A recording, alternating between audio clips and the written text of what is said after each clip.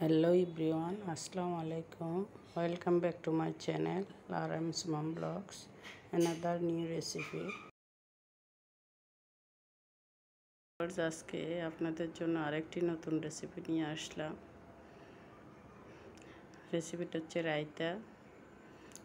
Raita recipe, যা আমরা রেস্টুরেন্টে অনেক দাম দিয়ে খাই সালাদ হিসাবে, চিকেন বা বিভিন্ন পোলাও সাথে বিরিয়ানির সাথে দেয়।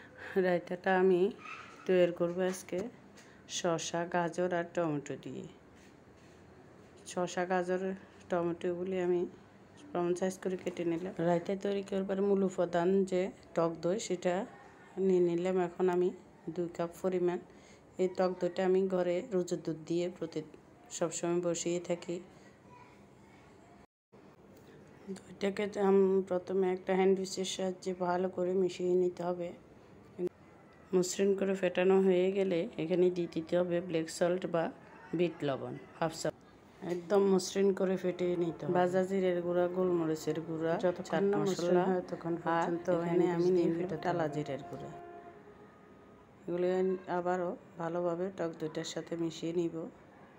মেশানো শেষ হয়ে গেলে এখানে আমি মিশিয়ে দিব কুচানো শসা, গাজর, টমেটো কুচিগুলি।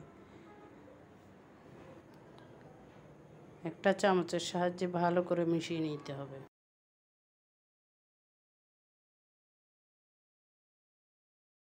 প্রত্যেকটা জিনিস যেন প্রত্যেকটা জিনিসের সাথে ভালো করে, দইয়ের সাথে ভালো করে মিশে যায়।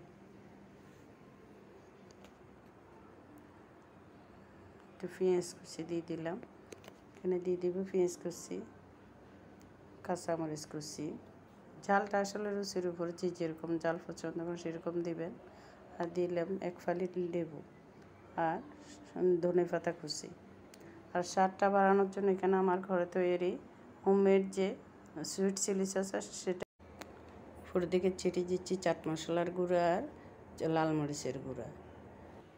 বেশ তৈরি হয়ে গেল আমার ঘর তৈরি রায়তাটা আজকে আমি পরিবেশন করব চিকেন চাপ আর পরোটার সাথে। আমি ঘরে বসে আজকে রেস্টুরেন্টের স্বাদ নিয়ে নিলাম। একেবারে সব কিছু রেডি, এখন শুধু খাওয়ার পালা।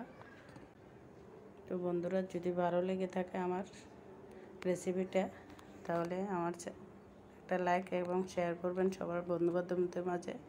আর পারলে আমার চ্যানেলটাতে একটা সাবস্ক্রাইব করবেন। সবাই ভালো থাকবেন, সুস্থ থাকবেন। আল্লাহ হাফেজ, আসসালামু আলাইকুম।